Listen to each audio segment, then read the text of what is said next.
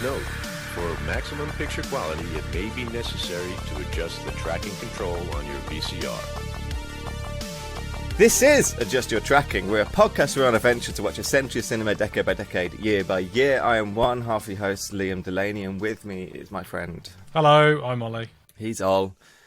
And we're here today to just do a little roundup episode when we're going to talk about the films that we did in the 1950s, talk about the 1950s in film a little bit, and just hand out these awards that kind of, it promotes conversation. That's what the awards are really for, to look behind the curtain. And to help us, as always, hand out our little Trackies awards is our friend Brandon. That's me. I'm Brandon. I'm here to award the official best picture of the 1950s. Yes, we're going to rewrite the record. The canon. Rewrite the canon. This is written in stone. You can't change it after today. You can't. Nope, it's done. And it's... the weird thing about the 1950s is, this selection of films we picked is difficult to do these awards with. It's very... there's a lot of great stuff in here. It's stacked. Oh, yeah. It's probably like the... We haven't watched a bad film.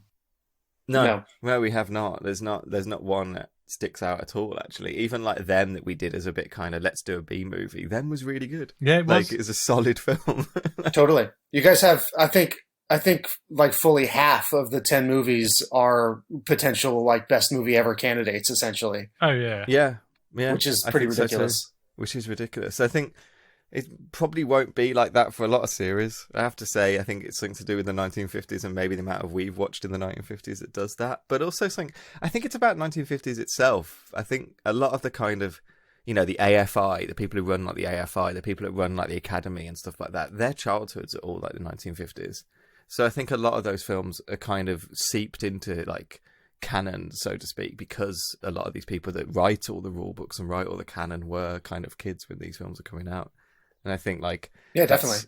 I don't think it's going to be the same for the 30s, 40s, 20s. I don't think it's going to be quite the same. I think the 50s just has that sweet spot.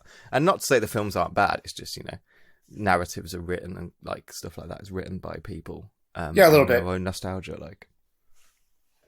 I think I have a theory that generally speaking, the French New Wave is a little bit like overwritten about because of how important it was to baby boomer filmmakers, essentially.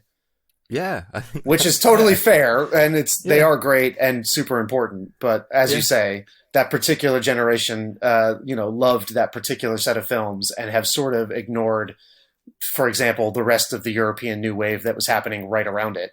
Sure, absolutely, yeah. And I guess we can fall a little bit that we might fall into a similar sort of trap in the way the films we cover. I don't know. That's okay. We'll see. That's okay. But they're still great. They're still definitely films you should absolutely watch. It's never saying they're bad, and we've always tried to be quite a positive kind of film podcast as well. We're not really here to kind of drag stuff. Well, that's too bad. I actually hated every single one of these movies. Oh no. Yeah, that's why we bring you on. You're the contrary voice. Contrast on the contrast. Yeah, every one of these films was trash. I hate them all. I'm the Armand White of this podcast. Fucking Armand White. I love him. he's great. I'm him now. Anyway, is he like genuinely serious, or is he trying to be a troll? I never understand with that. I don't know. I have no idea. It's impossible. I think it's impossible to know. He's a conundrum. He's a conundrum. So did you guys, are you guys like fully prepared? Did you already make all your picks? I'm sorry. I just went to Armand White's Wikipedia. I do this a lot when we talk. And you know where under it goes see also? It says see also trolling. There you go. Excellent. I thought that was great. Known for trolling. Known for trolling. I'm ready in as far as I've got my top to bottom 10, but I completely forgot to pick my favourite actor and actress, so I'm doing that right now. So I'm basically in the same boat. I figured out probably three like awards, and then all the other ones I really don't know where I'm going to go. I don't know where I'm going on, but I have written something for everything. I actually can't remember even all the categories we're going to do. Maybe just throw out some random ones as we go. Fuck it. Yeah, I think that's the best way to do it anyway. It's best special effects have to go to the ants in them for sure. To be honest, if we were doing best special effects, I think the puppets in them are are wonderful. I think they're really great puppets. So I'm wondering how much secret compositing might have been in like Touch of Evil or Bad and the Beautiful. Do you reckon? Maybe. There's definitely some good rear screen projection. can you hide compositing that much in the 50s? Yeah, well, absolutely you could. Citizen Kane was famous for lots of hidden compositing, actually. So. Yeah, and there's a load in. I mean, I know we're not going to talk about it today, but what was it we watched the other week? Night of the Hunter, yeah. Night of the Hunter's got loads. Rear Window's got a great one. Yes. It almost looked like, in RoboCop when the guy falls out the window and he looks like really stretchy, like his arms stretch long. But Yeah. It kind of had that weird effect to it. It did, actually. Oh, I've got an embarrassing one that I need to Google what the real name is because I can't read that out loud. What do you mean? One of my awards I'm giving to someone I don't know the name of. Oh, I don't know. I don't know anyone's names. I don't know what we're other than like a couple of the big hitters. I don't know where we're gonna go. What's the first category? Hit me. I'm gonna just make it up as I go. Are we gonna go round robin? Yeah. Okay. Well, how else could you do? We all just scream it at the same time. Let's do that. Let's do it that way. Let's do that. Hold on. You say the category, Liam, and then you go 3, 2, 1, and we all shout it. Okay, this is not going to work over Zoom, but No. I think first category. Let's do best music. That's one I've got written down. Oh God. Okay. Wait, no, I don't even know. No, wait. Okay, I do know. I'm ready.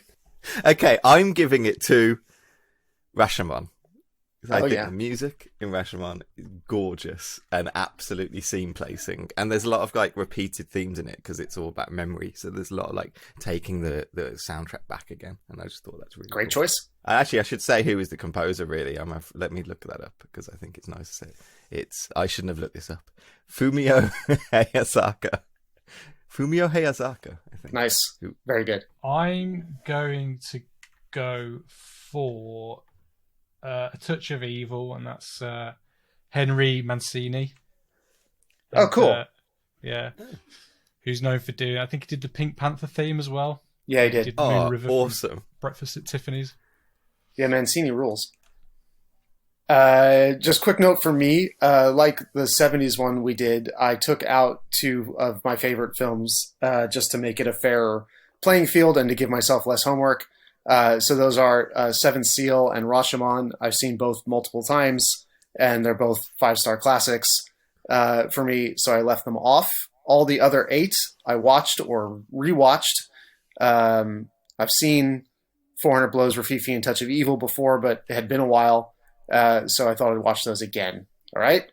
So that's my only variable. Best music, 400 Blows out of those 8 for me. 400 I loved that little plaintive kind of piano, or was it a piano? I can't even remember now. Well, it was Gene Constantine. I don't know. Hold on, let me. I'm who here on actually the I don't page. think he did that many scores, did he? Oh, really? I don't know. I can get there in a second. Constantine. He looks amazing. His photo on Wikipedia. I want to be his friend. He looks like his gym teacher from the 80s. 70s and 80s. Didn't he? Hold on. Isn't that Keanu Reeves, John Constantine? Yeah, it's Jean Constantine. He also did the music for Irreversible and Francis Ha. Oh, yeah, wow. The music in Francis Ha is wonderful. Oh, no, he died in 1997. They used his music, in those films. Oh, he did La Vie en Rose as well. They used Right, it he again. obviously Again, did. they used it. They used it, yeah. Yeah. He I don't does know look what like a gym teacher, though, from the 70s. That picture is incredible. That picture is incredible. I want to share a glass of wine with him. Yeah, He didn't do that many composers. Really? Yeah, you're right. He did a lot of shorts, but it seems like those soundtracks or something is something different. I don't know how they decide what is composed and what soundtrack, actually. I don't know how IMDb does that. Me neither. But it seems like a lot of his compositions then get reused in a lot of stuff. It's weird. It's like the only real movie he did in his life was 400 Blows, it looks like. 400 Blows, yeah. Or was this his music that he had done separately and they used it in the film, maybe? Maybe, yeah. I Maybe bet he that's just what it was is, like actually. yeah. Anyway, That's quite I have no idea. I don't know anything. I know that I liked the music in 400 completely Blows, and that's guessing. the extent of my knowledge. So there you go. I've got a bottle of kombucha because I am going full white girl today, apparently. I don't know what that means.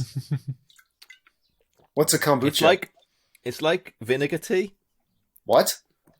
It's really nice. Yeah, what? It's Okay, like fermented, and it gives me the energy to get through the day. Oh, I just use black coffee. I don't like That's why the 50s marathon's perfect for me, because that's all anybody drinks. it's drinks. In all of these films, including the children. Cigarettes and black coffee. It's just cigarettes and coffee, yeah. The 50s, that's my time. I don't I think talking of 50s, we should go for best hat. Oh, There are God. loads of good hats in these films. That's It was funny, a that's my- hat-wearing time period. That was my category, and I didn't even What make was a your pick. category? Hold on. You go. I'm going to Google some images here and see what happens. I think I had a couple because it was quite good because you could actually kind of pick like cowboy hats and stuff like that as well. It wasn't just Yeah, definitely. But I decided that my favourite hats were in Rafifi because I thought all of them just had the best hats, all different slights, different styles of those like gentleman hats at the time. Those fedoras. That's what I'm looking at right now. That was my first go-to choice. Ollie? So I'll have to go for Orson Welles' in Touch of Evil, I guess. Yeah. That's Nice. a good hat. Hold on. Oh, I love it. I told you I watched like Touch of Evil. No, not Touch of Evil. I told you I watched Third Man yesterday, didn't I? Yeah, Like, his hat awesome. in there is glorious as well. His whole costume, that fucking scene with the cat and him in the darkness is just the best thing on cinema. Like, it's just fucking hell. It's definitely a top tier scene for sure. Sparkle in his eye and everything. He's fucking. I love Orson. This podcast has made me. I think I'm gonna try and. Yeah. I'm glad I turned you into an Orson Welles fanatic. I want to go with a bizarro pick here. I think just for fun. Well, first of all, if I was including Rashomon, the woman's veil, like that giant hat she wears with the veil, Oh yeah, that's a good one. that's actually an important plot point Yeah, it is. Yeah. as well. Would probably be my choice. But doesn't the female lead in The Man with the White Suit wear some like funny hats, like some really interesting hats at some point? Oh, the one who works in the factory. Yeah, I feel like she has some like stylish little hats, and I can't. Or do you mean I'm not- the woman who her father owns the company? Which one? I don't know which one's which.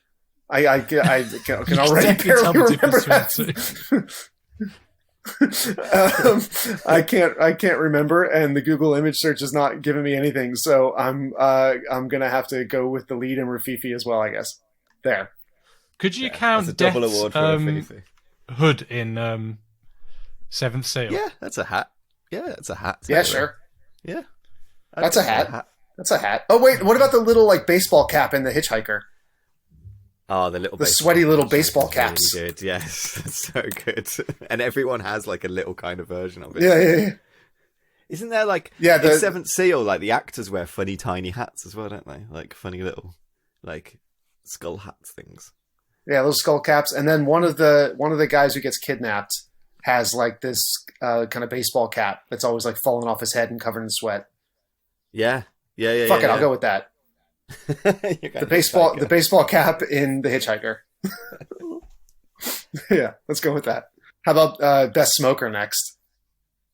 My best smoker is definitely Janet Leigh.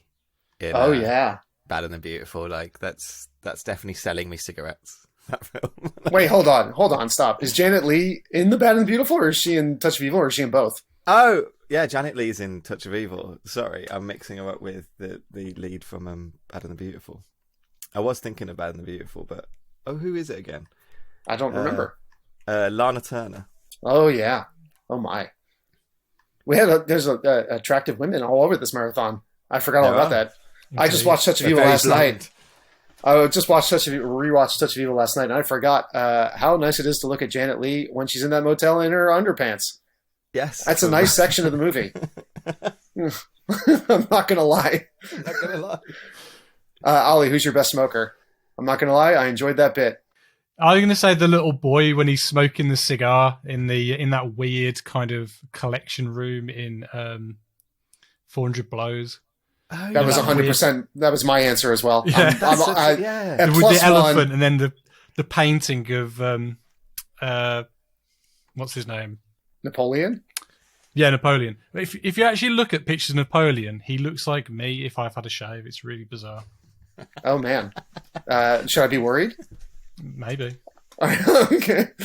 Yeah, I love the cigar. I love the kids smoking cigars in the weird room. I love the dad coming in and smelling it and just going, I'm going to charge you for that. Yeah. That's his only response, is that you owe me for 3 cigars. You owe me. Yeah, big fan of that. It's potentially one of the Frenchest scenes of all time. Oh yeah.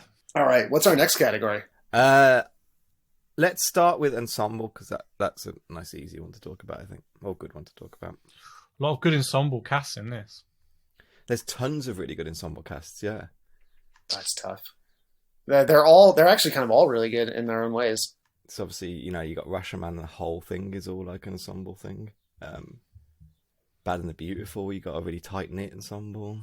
Yeah, there's no star in that film, is there? Not really. Well, I mean the one guy is pretty much Mifune. posed on all the posters and like the DVD covers and Yeah. stuff. No, Mifune's not the star of that movie. He's just No, the I know, most but famous he's actor. the one that they used to publicize the film. Most, That's because he was young and handsome. Jesus. You're not going to put Shimura on your fucking poster when Mifune's in there, are you? Fifi is just an ensemble film, so what have you got? What have you got first, Al? I keep going first. I'm gonna go for the Seventh Seal actually, Nice choice. because I just think you've got quite a nice range of different characters in that film. Like obviously you've got Death, you've got John's Squire. You've kind of who else have you got? You've got You got the actors. Max von Sydow's character. Antonius Block. What's his name? Oh yeah, the Block the Knight. Yeah. And then you've got all the actors and stuff like that. It's great.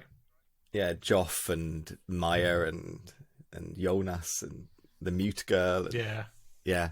I went for Seventh Seal as well. I think I like it how it keeps building as an ensemble as well. You keep drawing more people into it. Like his little troops building. Yeah, and like I can't remember the occupation. Is he the woodcutter who joins them? I love the woodcutter. I can't remember his name. He's like a carpenter, I think. Oh, the guy with the axe. Yeah. The blacksmith. Is he a blacksmith? Okay, yeah. Ravel is his name. Plog.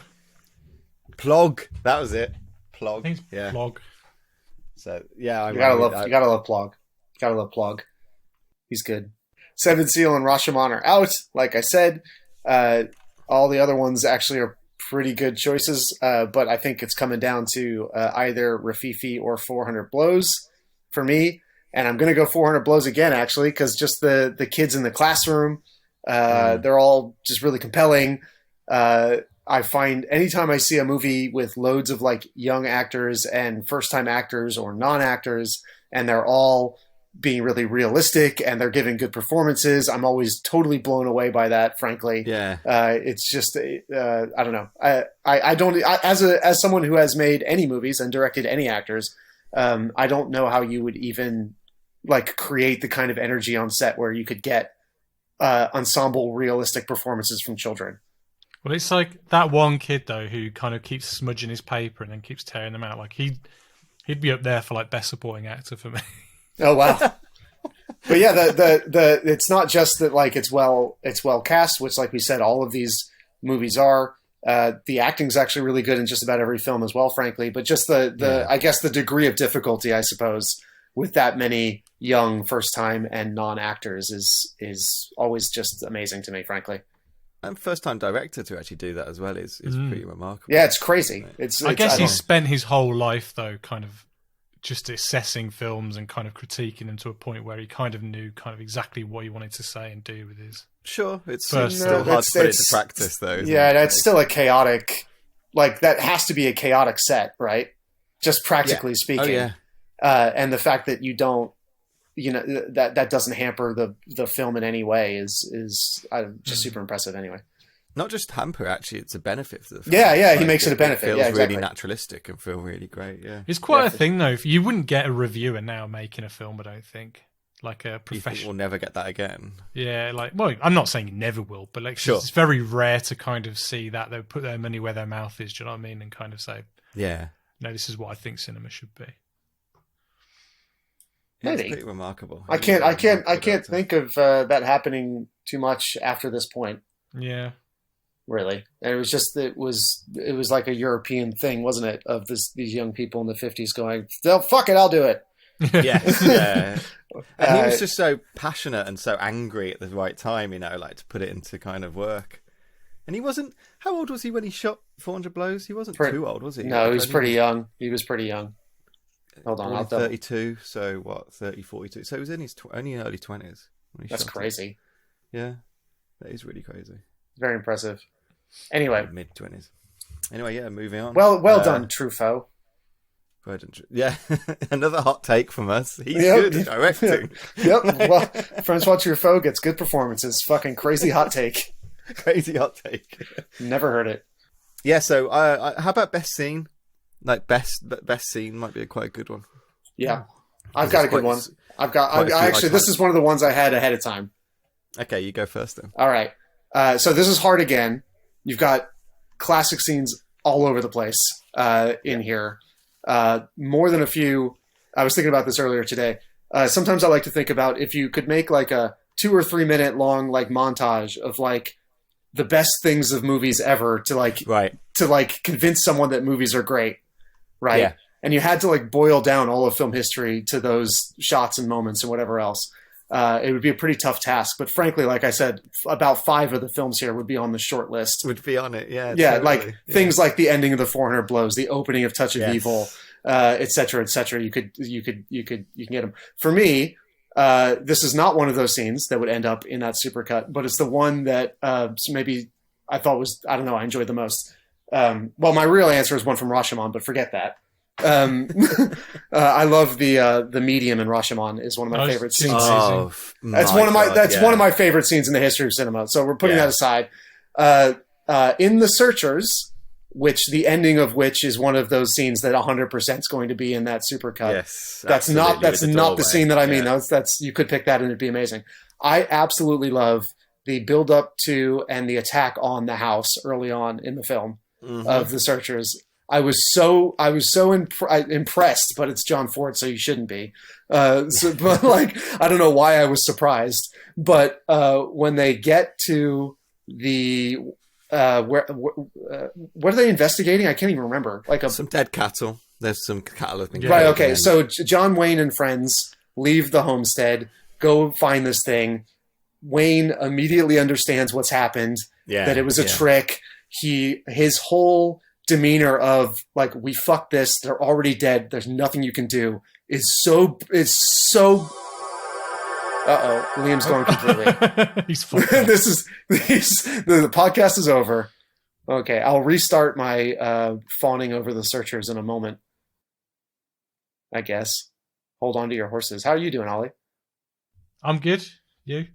Why is Liam's internet so bad, Ollie? What the hell? Sorry about that. My internet's being rubbish. Last thing I heard was you talking about the cattle being killed. Okay, so I'm going to go back. I'm going to start that bit again. And I'm going to rely on whichever review is editing it to figure it out. What do you mean? Which one of us is editing it?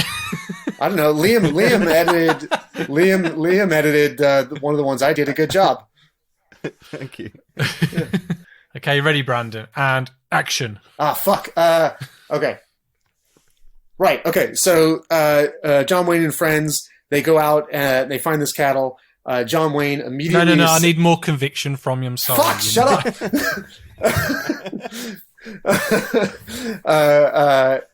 God damn it! You've thrown off my whole vibe. I got to go back to my trailer. John Wayne and friends. John Wayne and friends. They find whatever the fuck they find. Immediately knows what's going on. Yeah. Okay. So stop it. Fuck. Okay. So John Wayne understands the situation. He knows immediately that it's fucked. that the people back at the homestead are already dead. There's no point. He doesn't care. His reaction is so surprising, not at all what I expected. It's so grim. It's so like upsetting. And the other guys are all trying to be the hero. They're all trying to be like, we can do it. We can rush back. And he's like, no, you can't. Just don't even try. And There's no heroism here. No, and it's so intense. And the second that happens, the way that it's presented and played, like you, the audience, know he's right. Like there's no question that he's right. And the intensity of that, like what's the term for it? Like the dramatic irony or whatever it is of how like the audience knows what's going to happen now.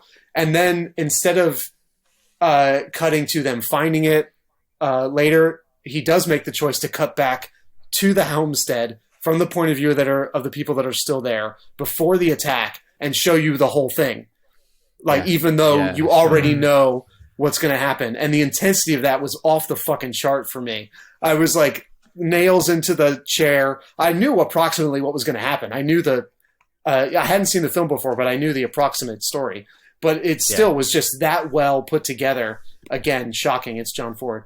That I was just like butt clenched, sweating at the worried about this family. I didn't know which of them were going to live, which of them were going to die. I knew the little girl was going to make it out, but I didn't know how bad it was going to get.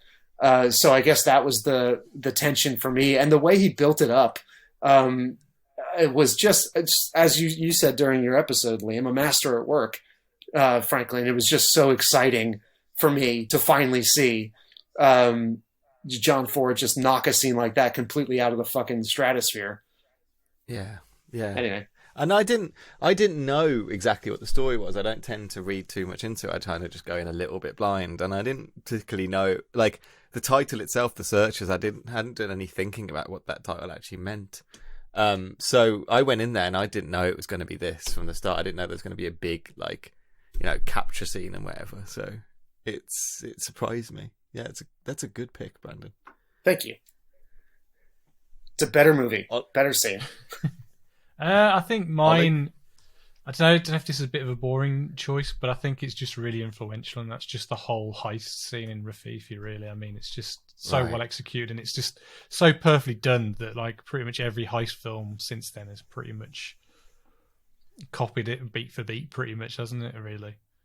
It pretty much set the kind of standard of what you expect from heist films, and what even the genre was as a heist, like this. And, I guess that people had robbed banks before, but a heist film is different, like, and it almost set that kind of table out. Yeah, and it's like 30 minutes maybe of just no dialogue or nothing, just kind of just sound effects and that, and it's just so well done. Just that delight of watching experts work, Yeah, that was my second choice, obviously. I think my choice is more boring. Oh no! What? Because my choice is definitely the opening of Touch of Evil. It just, I still think about that opening, and it was just like not just how like masterful it's shot, the context around it as well. Like I think about the way Orson Welles said in his memo that if you put credits over a scene, it drops the tension out of it. I think about that constantly, and almost every film I've watched since then, I notice what the credits are over.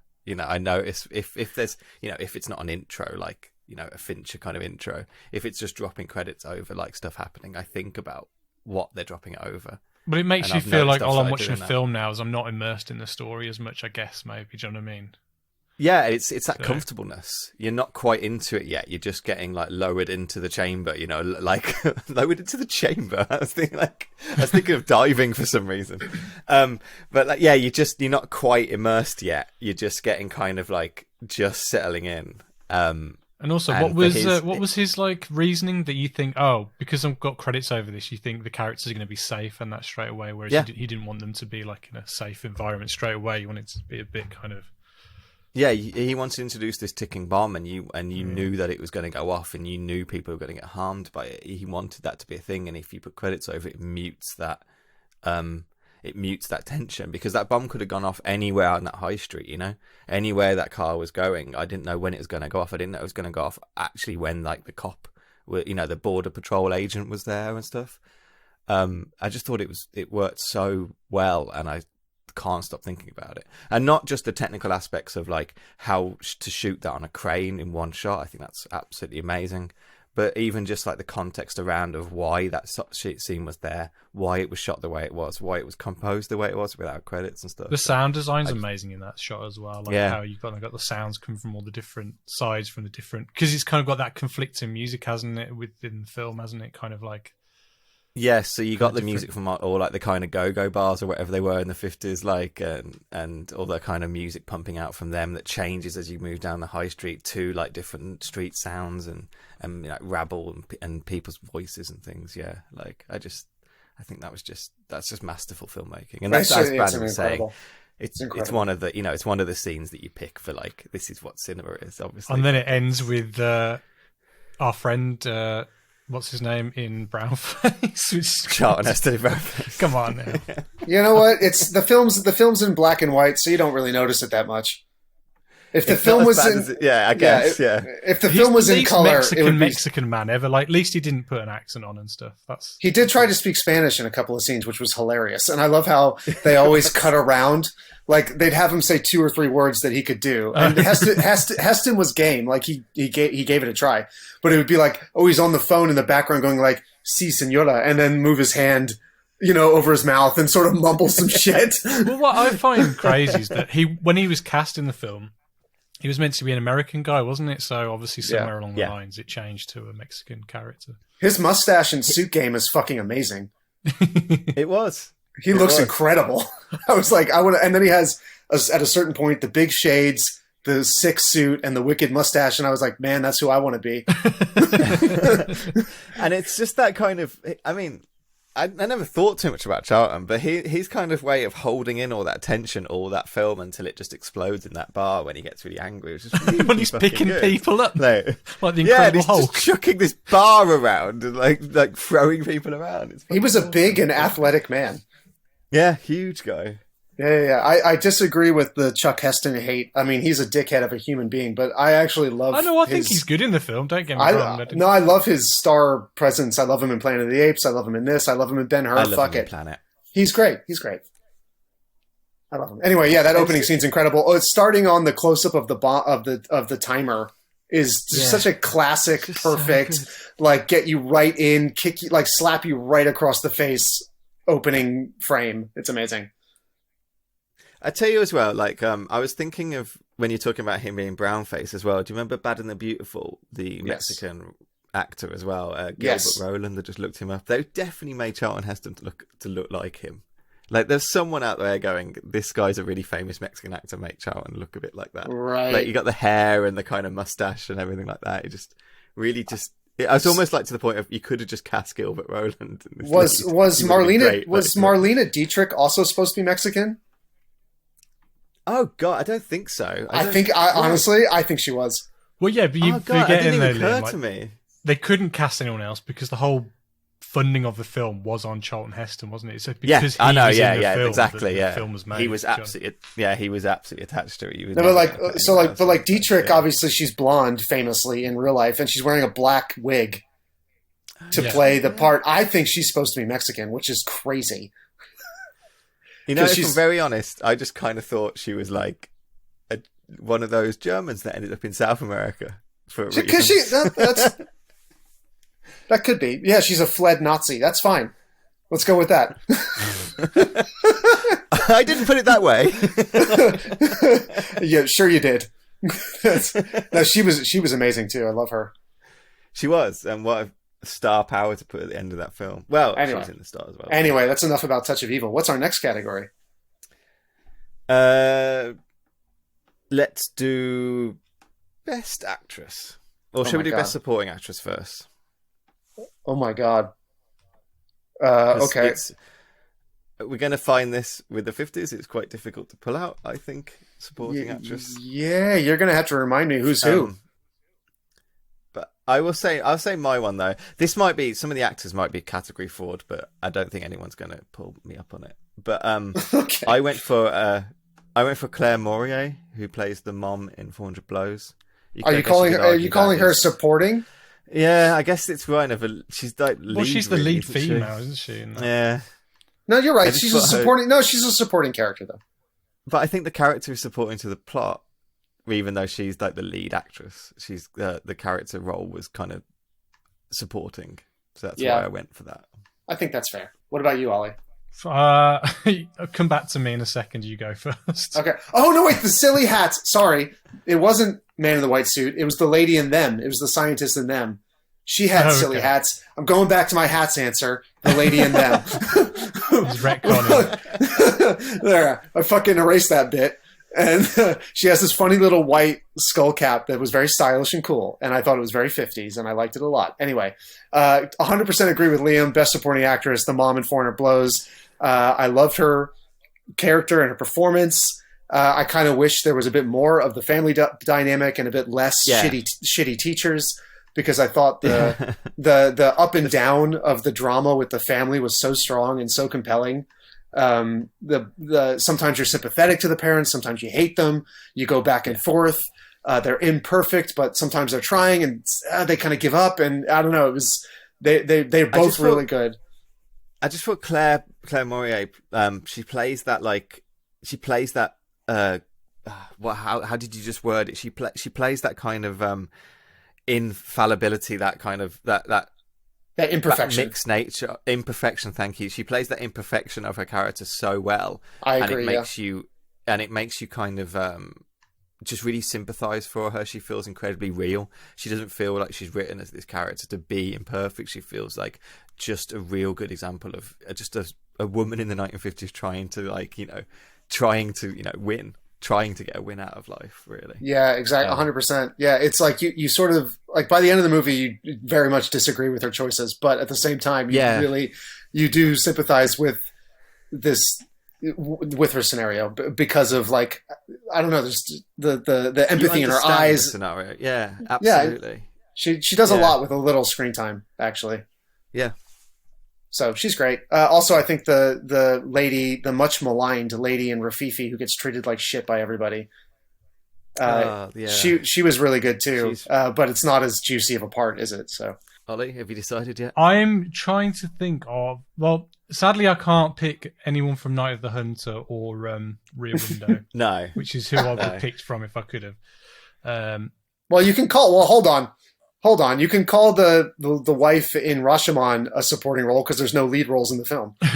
I was going to pick, and I can't think of her name, and mine's gone completely dead. But the woman who worked in the factory in Man in the White Suit. She's wonderful. She's really funny. I agree. Yeah, she's really good. I'm trying to think of her. It's not Joan Greenwood, is it? It's not that one. It's No, it's not Joan Greenwood. She's the daughter. Is it Bertha Vida Hope? Industrialist. It is Bertha. Yeah, Vida Hope. There Bertha. you go. Vida Hope, whatever. She's really good in that, and she's I found super her fun. really funny, and I really wanted to be her friend. Like, I wanted to go for beers with her, you know. I agree. She yell at me about communism or whatever. Like, she was really funny. I 100%. That's a great choice. Great choice. That is a great choice. Yeah. All right. What's supporting actor then? Supporting actor. Yeah. All right. Okay. Lots of choices on this one. Yep. Okay. Wait, I think this is one of the ones I chose, or I had an idea on as well. So you could go with the villain in The Hitchhiker. He's really good. You could go with, I don't know, like 90 different performances in 400 Blows or Rafifi, I guess. But for me, it came down to basically two wholesome nice guys, because there's so many dickheads out of these films. So it came down to the very nice agent in The Bad and the Beautiful and the very nice Italian guy in Rafifi. Those were the two that I'm picking before. And I think I'm going to go with the nice Italian guy in Rafifi. So he's one of the thieves, the first Italian guy. I don't remember which one's which. The director? Yeah. What's his name? No. No. Not the safe cracker, the other one. Not Desan, no. Mario. I'm fine. Mario? I think I mean Mario. With his, and the guy actor who has is his wife. The guy with the nice wife. It's Robert Manuel playing Mario Ferrati. Is it Tony? No. I know Tony's the other guy. He's the older guy, isn't he? Tony's the complete dickhead. Yeah. Yeah. Tony La Stefanois. I'm finding it hard trying to remember Mario. some of these because it's been about 6 months since. Yeah, we've been doing this forever. I had the same trouble. Mario's really good because I like when he gets all the money and he's like, me and my wife, we're just going to have sex all over Paris. That's our plan. Yeah, it's like, that's a great guy. I like him.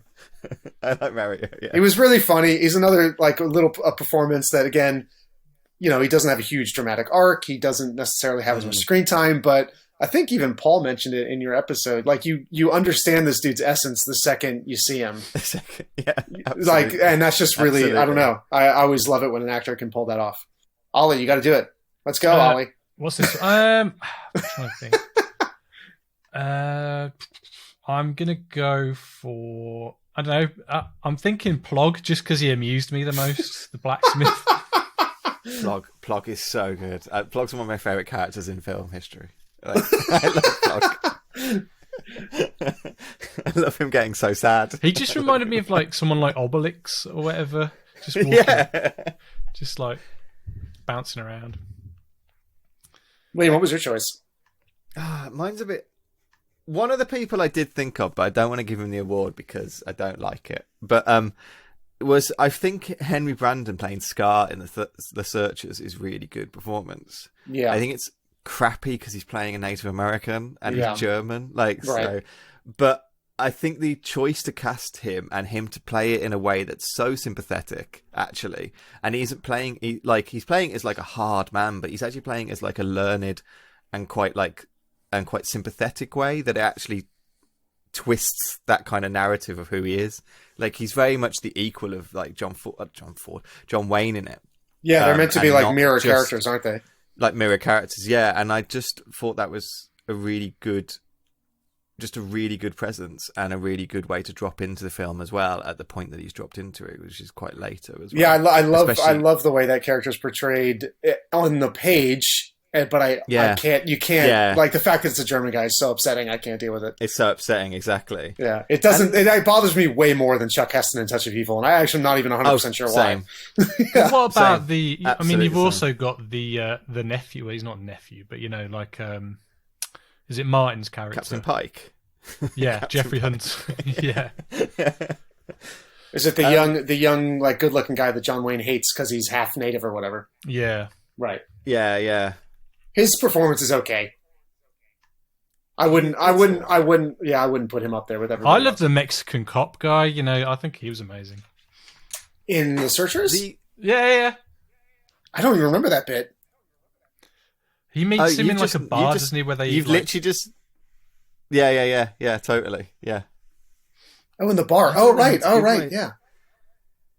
I was thinking about giving it to Bengt Ergot playing Death. I think Death is a supporting character in that. He's not a main. I mean, it's iconic, isn't it? Go for it. Like, but yeah, it's an absolute just a performance that's like survives time. I don't know how do you word it. It's eternal. It's an eternal performance. Yeah. It's, you know.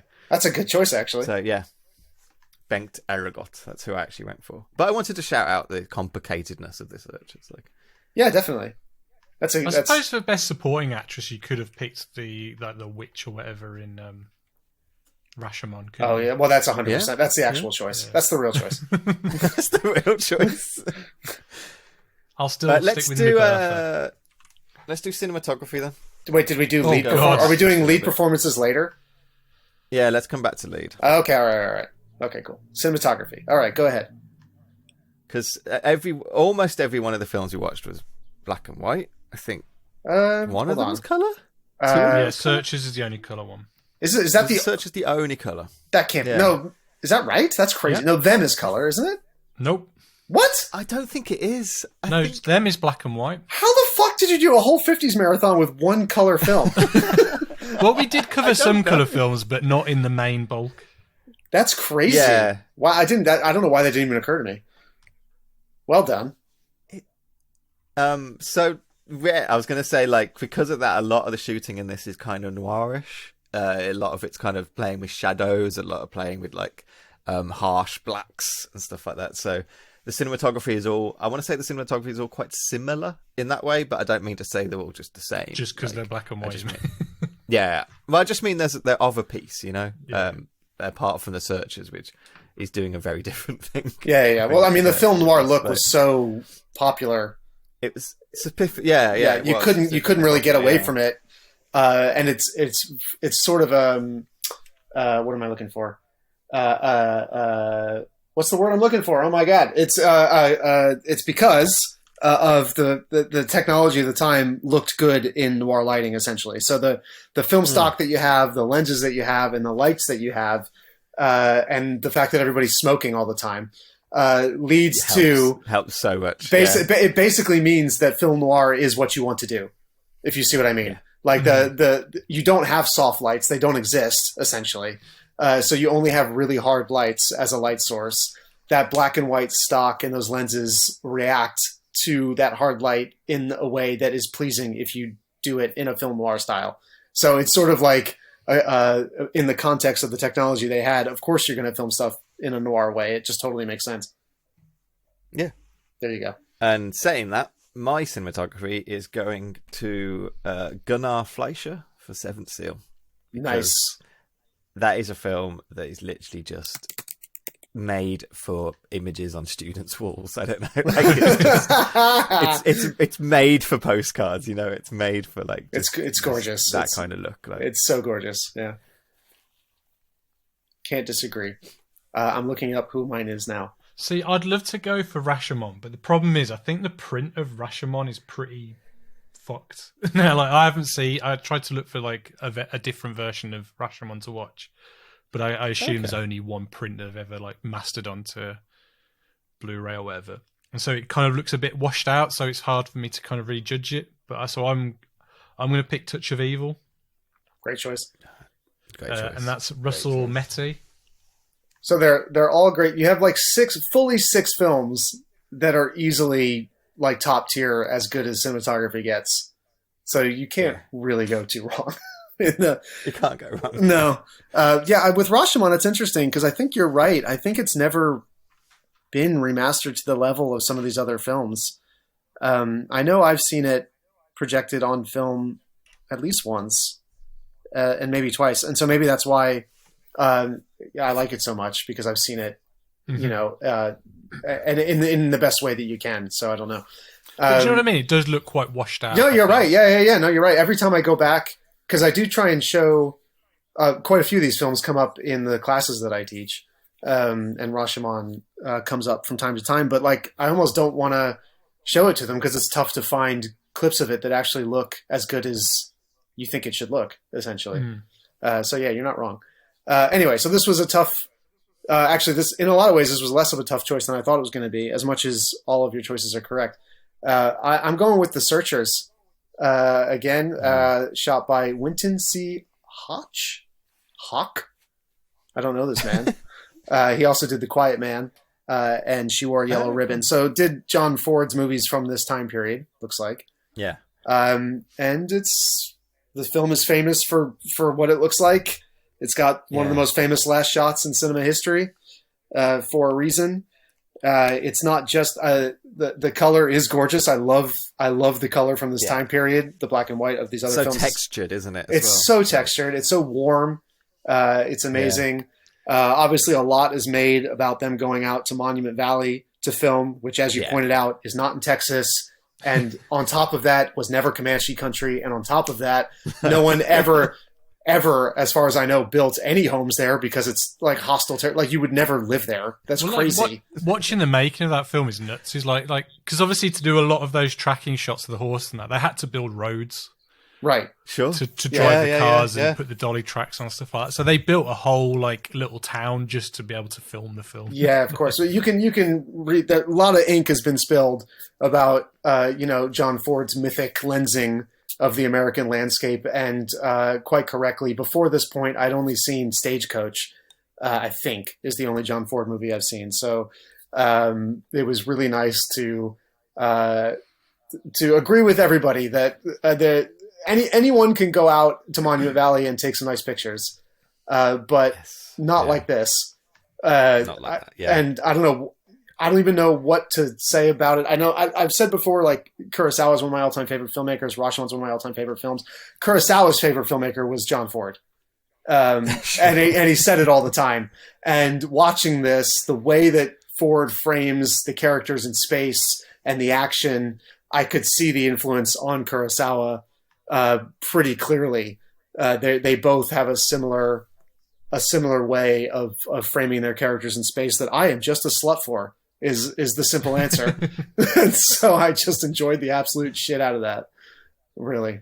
Him shooting the actions, like throwing that camera through those horses when they're riding and stuff like that, it was just astonishing. Yeah, it's just electric stuff. It's poetic and intense and conflicted. I feel like the thematic content of the film, which you guys got into about John Ford's conflicted soul, is baked into the images in a way like the Seventh Seal. That I just found really moving, actually. There you go. So we move on to best screenplay then. Oh wow! Oh, there's a screenplay one. Oh fuck. Yeah. Okay. I don't tend to do adapted and whatever. I just best screenplay. Best writing. Best writing. All right. Yeah, best writing. Yeah.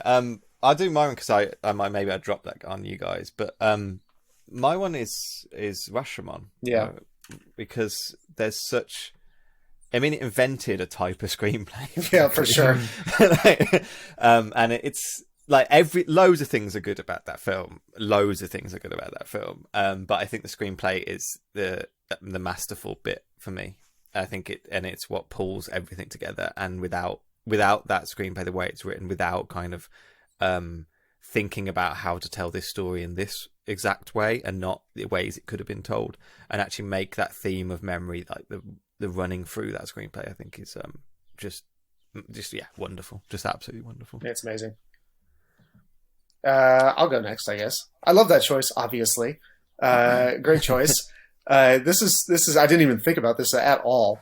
I would say that taking out Rashomon and Seven Seal, all the other ones have a lot of pros and a lot of and other bits that I didn't like as much. So pretty much every film has some section of it where I was a little bit disengaged or thought you didn't have to show this part or whatever it is. So I don't know. I think this is tough.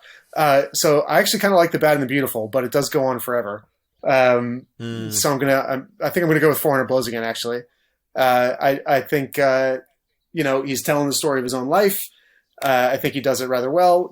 Like you said in your episodes, episodic, but within those episodes, you do get, like we talked about a minute ago, with the mother character, a lot of nuance in all the characters, with the exception of the teachers and the cops who are uniformly comedically terrible. But the parents and the children, it's just quite a bit going on with all of those characters that is just really compelling and really natural and to watch. I don't know. It was nice. Yeah. There you go. Good choice. I'll probably go for Rashomon as well, but I just wanted to point out The Hitchhiker as well. I thought that was quite a nice, tight screenplay as well. I was just thinking that. Yeah, it's very short and to the point. And you know me, I like my short films. It's really good. But I thought it was really, really well done, that film as well. So, I mean, I wanted to say Rashomon just because, like Liam said, it's like, it created a whole, not a genre, but like a way of telling stories that's been so many times. Yeah, it was so innovative, wasn't it? Yeah. But I just wanted to point out The Hitchhiker. I thought that was I agree. Especially because it was so soon after the event as well. And I think Ida Lupino also wrote the screenplay as well with Colin Young. She did, yeah. And she actually went to interview the people who were involved as well. So yeah, and I think Yeah, I agree. I think that the fact that the whole thing was basically those three characters and sort of like the power dynamics between the three of them is really what powers the whole movie, and that's not easy to do. Like that could get flat really fast, and they wrote it really well. So yeah, I agree. Yeah, good choice. I agree. Good second choice. Good second choice. Let's go on. Let's do the best actress then. Let's go to that one. Wow. All right. You go. Mine's Janet Leigh. Oh yeah, Touch of Evil. She's great. Because she looks so good in that hotel room. As Brandon pointed out. It was difficult to I had to calm myself down. I was like, I'm getting weird now. This is getting weird. I need to relax. She's just got so much energy in that film, and like to work alongside, especially at the beginning, alongside Charlton, and to actually be so big and be so kind of powerful at that start, you know, to wanting to go along with this investigation, not to just be the coward and stuff like that. Obviously, that's in the script, but she shares that screen with Charlton, who is so big and such a big presence on screen, and she shares that screen with Orson fucking Welles. Yeah. And she keeps her own to the point that you remember all the way through, and you kind of follow her. I think she was such a good lead. Yeah, she's really good. I'd forgotten what her character was all about, and yeah, she is sort of like really energetic and weird in a way that you're not really expecting her to be. Yeah. She kind of never reacts. She never reacts how you expect her to react. No.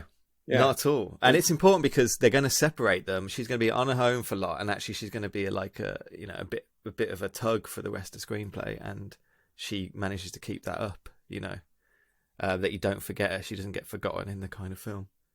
Good stuff. Okay, I'll have one. I'll give Ollie a second. So Janet Leigh's great. Lana Turner from Bad and the Beautiful is the other big choice, and I'm going to go with her. Sure. We watched that, it feels like 4 years ago at this point. So I don't remember a ton of detail, but I do remember liking her performance. She's very important to the film, has a lot to do. It was her versus Kirk Douglas, kind of all over the map. She has to play a pretty big age range. She has to play quite a lot of dramatic scenes. I just remember thinking she was really good. But yeah, I can't be specific about kind it. of screen presence and stuff like that, doesn't she? Like, so. Yeah. Oh, she has to. Oh no, wait. You know what she does? Actually, I do remember. I do have a specific to point out. She has to, because she's obviously a very good actress, and at some point she has to play like a not good actress. Yeah. On screen, and that's another thing I always find really impressive when good actors pretend to be bad actors and they can nail that energy. It's just super impressive to me. Okay, Ollie, now you go. So I think my real answer is Lana Turner. But I did like Joan Weldon as Dr. Pat Medford in Them, because she's pretty badass. Cool. She she goes on all the she gets stuck in on that film. Yeah, she's fun. Yeah, she's fun. She doesn't take no shit from nobody. Exactly. Yeah, she's like a throwback to the Hepburns of the 40s. Yeah. Yeah, she is. Yeah, which is nice to see, because once you get into the 50s, you get to sort of like all the boys are back from the war now, so you can go fuck off, ladies. Energy that becomes a problem for the next 40 years in American film. Anyway. Marilyn's come on in. Yeah. Go on, let's do actor then. Okay. We have a lot more choices. We have a lot more choices on that one, don't we? I don't know mine. You go. I want to give it to someone, and you're going to tell me that he's not the lead. Because I want to give it to Mifune. And you're going to tell me there's no lead in that film. Listen, you can give Mifune any fucking award you want whenever you want. He's the best. My kind of pick of, I really want to give it to Mifune. I think he's remarkable in Rashomon. He's great in every movie. Yeah, he is. He is an absolute legend. And the fact that Rashomon is just a film that asks you to perform the same scenes in different ways, I think he's just remarkable at that. And brings a different energy to each time. And I just think, Mifune is really good. My other choice was, and again, I'm not actually sure he counts as lead, he might actually count as supporting, was Orson, because I think that, I guess he's kind of lead. Yeah, I call him the lead. Orson is just so despicable in terms of evil and so horrid and just so greasy and so wet and smoky. You can smell him almost. Yeah, on screen. So I guess I'll build off you, and I think I'm going with Orson Welles as well. But it's down to him and Jean-Pierre Léaud from 400 Blows, the kid. Sure. I think they're both fantastic in what they're doing. They're both completely different. And for funzos, I'm going to give it to Orson Welles because he's just so gross. Okay. I'm probably I'm going to go for Jean-Pierre Léaud. I can't say it in the French. Léaud. Léaud. I thought he came across very honest and very realistic. But I also want to shout out Max von Sydow, because he looks like a Mike Mignola comic panel come to life. I was going to say that about the cinematography. That it looks like wood carving, and Max von Sydow looks like a bloody like wood carving of like a, as you say, like Hellboy kind of style. He does look like, the way his cheekbones are defined, just the way the shadows cast on his face, they look very angular. So yeah, you're right. Absolutely good pick. Absolutely right. Going to give another second place shout out to the two guys in The Hitchhiker, who I think were also really good. Yeah, they were really good. Yeah. Real interesting dynamic shift between the two of them as well. Yeah, definitely. Which I liked. Yeah. Shall we go do director then? Oh God. Okay. This is a tough one. This is incredibly tough. I'll go first because I'm happy to go first. My one is Francois Truffaut. Yeah. What a film! 1, 2, invented new wave with it. So arguably, invented new wave with it. So Agnes Varda would like to have a word. Yeah, I know, but she didn't. Her film didn't get released till after. That's where the argument, isn't it? No, didn't she have one before that? She did. Yeah, the film that came before Thunder Blows, it never got a cinema release because she's a lady. Fuck that. Yes, no, it did. Fucking what's it called? I can't even. I haven't even seen it, so maybe it's garbage. I don't know. So who knows? I know the film I'm about. I can't remember what it's called. Hold on, I'm finding out. La Pointe Courte. Came out in 1955. Yeah, but it didn't get released then. I swear it didn't. Well, Truffaut definitely saw it. Didn't. Well, yeah, that's different. Anyway, it's not. Anyway, I'm not trying to downplay Varda. Varda's amazing, and everything else like that. Truffaut, doing this film and everything is just wonderful, and the way he kind of plays with that memory of his own childhood, but actually sets it in the 50s. The way he uses shots of Paris from different points of view, like childhood point of views and stuff like that.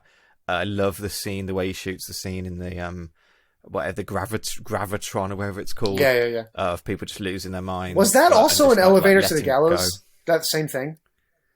It might have been. Or Rafifi. I feel like it was one of the other French movies had the same fucking scene. Maybe it was just a big in Paris at the time. These things were always there. Maybe it must have been a huge hit. Yeah. Same answer. Anyway. Same answer for me.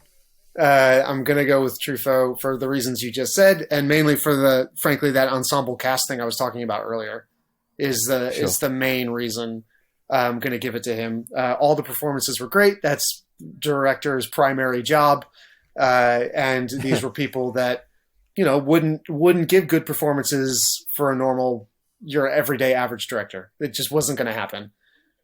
So I find that award worthy.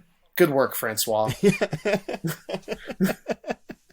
I'm going to go for Jules Dessin for Rafifi, and I think, hey, get the fuck out. He was best director in the Cannes Film Festival that year as well. So get the double fuck out. What year was that? I guess no other good movies came out that year. Get the fuck out of here. I'm confused.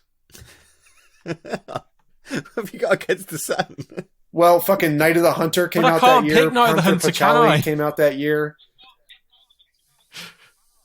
God damn it. Get the fuck out of here. But no, I think that film works like clockwork, and I think Rafifi's really good. Perfectly. So yeah, I agree with you. It's really good. I'm just being a dickhead. It's really good. Like you said, the heist scene's one of the best action scenes of all time, easily. And then I always forget how good everything after that is as well, and just how grim and intense, and it just gets everything spirals out of control in a way that's really intense, but also kind of fun to watch. So yeah, great stuff. It's funny actually, when I think of that film, what I think about is all the stuff around the kind of half-built house at the end. Yeah, exactly. For some reason, that's really kind of sunk into my memory, and I never thought there was almost anything after the kind of the robbery. It's still a wrong answer, but fair enough. What should my right answer be then? Kurosawa, obviously. Jesus. Sorry. No, Dessin, for sure. He's great. I guess we should do our top 10 countdown. I just want to do one shout out because we there's been a lot of cops in our films. Oh yeah. And I just wanted to give a shout out to the best cop is the Mexican cop in The Hitchhiker. 100%. And I can't 100%. No, it's a great answer. Same answer. Love that guy. He was such an opposite to the boring Mexican FBI agent. Yeah, the great Mexican cop in The Hitchhiker, or the great Mexican cop in The Searchers, right? Yeah. Is that a Mexican cop or just a regular? I can't remember. Whatever. If Mexican, I can't even find out who the actor was in The Hitchhiker. It's very confusing to me. Is it Taylor Flanagan? Let's have a look. I agree. I think he's great. Best cop, 100%. What the hell? Does this movie not exist? Oh, there's a hyphen. That's the problem. Who knows? I'm going to say it's Jose Torve. Maybe. It might be Jean Delval. I think it might be him playing the Mexican Who knows? cop I'm on about. Ollie, who's your favorite cop? My favorite cop. Other than Orson Welles, obviously. Oh yeah, I forgot. His partner. I don't know.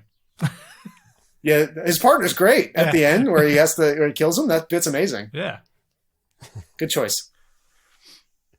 Right, let's do our countdown then. Top 10. You go first. So, do we do this just one by one, or no? Just do it. Just do it all in one go.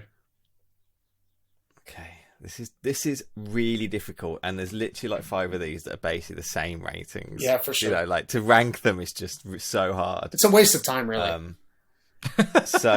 But yeah, the top 3 I literally don't know what my top 3 is. That's the thing. So, Man in the White Suit, I got last. There's nothing against it. I thought it was a great film. It's just it doesn't hold a candle to some of the others. No, it's like a different category, isn't it? Yeah. Yeah, Them, wonderful horror film. I loved it so much. I then dropped The Searchers, the next one. And that's quite low on my rankings. I don't know why I put it so low on this list. But I think it's just like, I had so much difficulty enjoying that film. Despite the fact that it's so like well shot and so masterful. So that's probably why it got there. Then I got Hitchhiker, brilliant, like kind of intense noir. Bad and the Beautiful, like a really good cast of characters and a story about Hollywood. Then I got Rafifi, then Seventh Seal, then Rashomon, Touch of Evil, 400 Blows. I got 400 Blows. Yeah, trying to pick between those top 3 is so hard. It's so hard. It could be the other way around completely. Yeah, for sure. A different day. Yeah, fair enough. Ollie, no wait, I'll go. Ollie can go last because he's the co-host and I'm just a guest. All right. So, did you say Seventh Seal? Where was that? Seventh Seal was 4th. Okay. So Seventh Seal and Rashomon. Rashomon's 1, Seventh Seal 2, probably. But I didn't rewatch them, so throw those out. Them in last place, followed by Man in White Suit. Same thing you said. They're both fine, but they're not masterpieces, and basically everything else is close to it or is.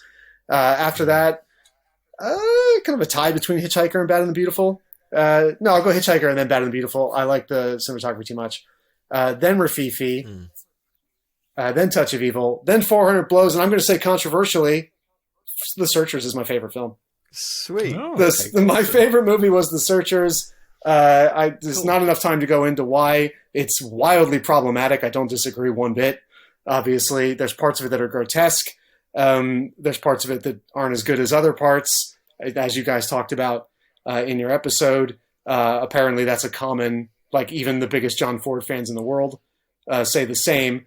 I don't have as much of a problem with like cheesy 50s acting as you guys did.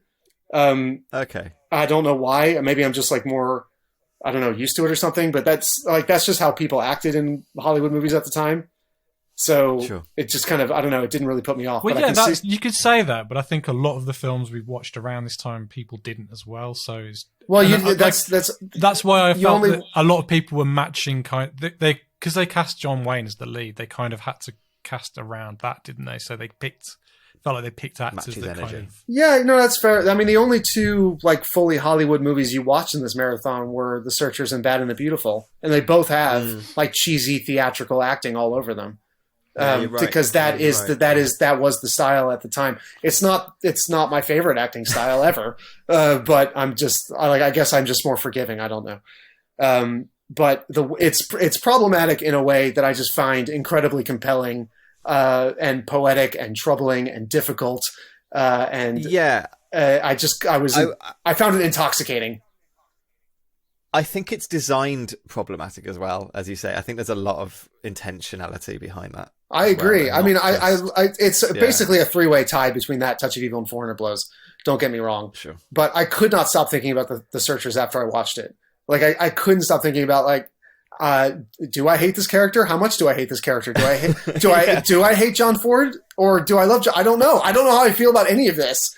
But, like, in a way I remember me and Ollie delayed our recording, at least I delayed it because I was like, I'm not ready to talk about this. You need to give me more time. I can't make my mind up about stuff. Yeah, for sure. And I don't know. I guess maybe I'm at the age where I prefer to watch stuff that I definitely fundamentally don't agree with confuse the shit out of me. I guess. I don't know. There you go. The Searchers, best movie of the 50s ever. The end. except for Rashomon, obviously. Same with 400 Blows, Touch of Evil for me. I can't stop thinking of those films. They've sunk into my soul. This watching them this time, like for sure. Ollie. All right, so my number 10 is Man in the White Suit. Perfectly enjoyable, fine film. Nothing wrong with it, but it just didn't blow me away.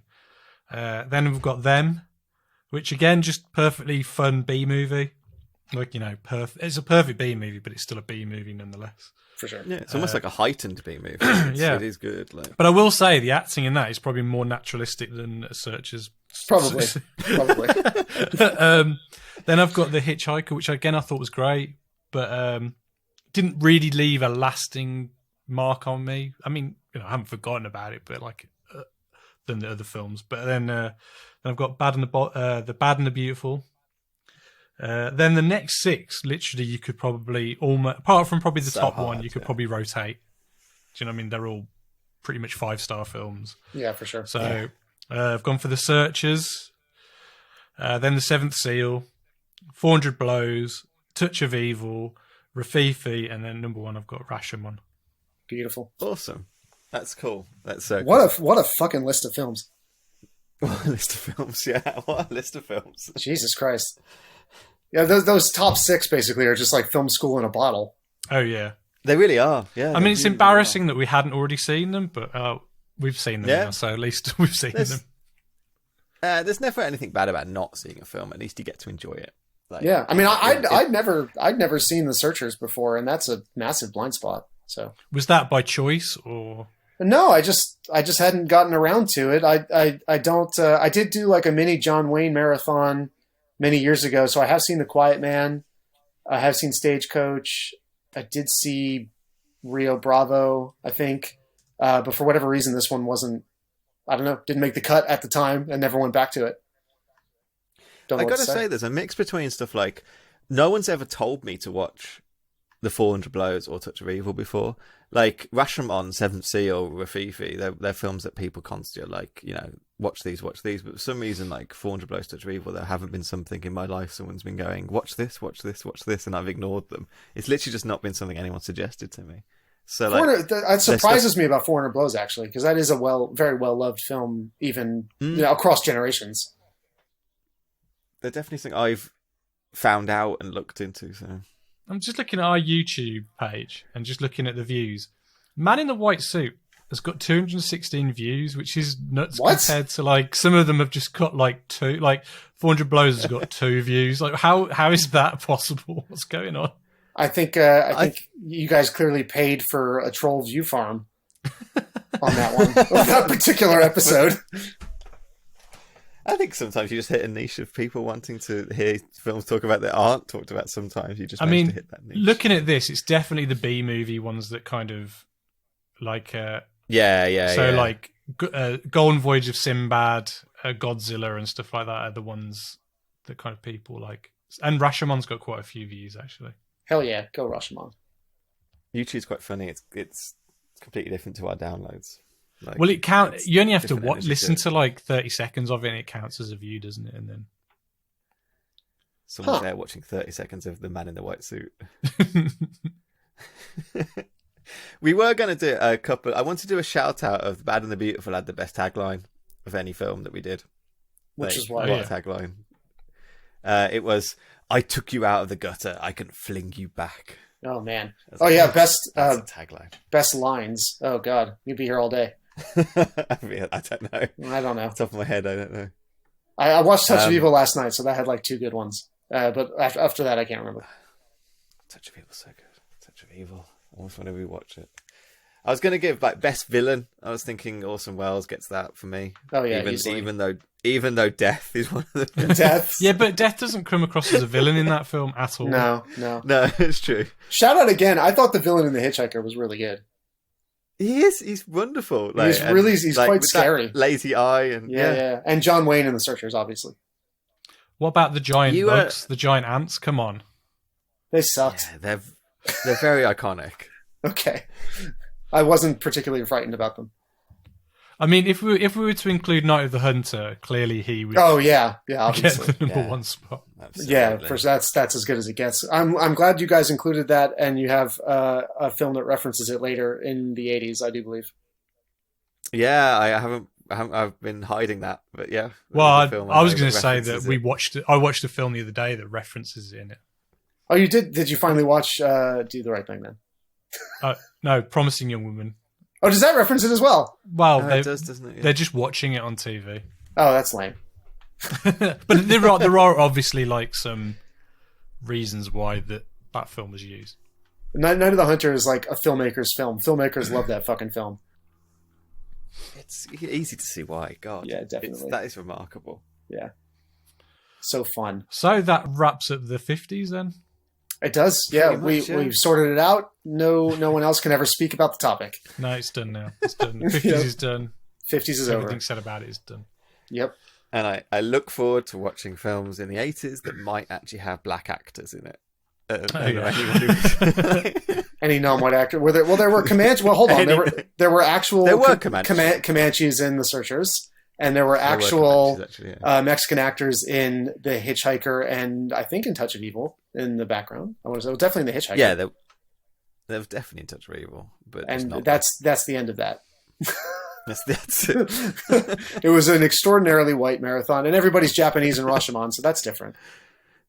Yeah, sure. That'd be weird if Rashomon was a white actor. That'd be hilarious.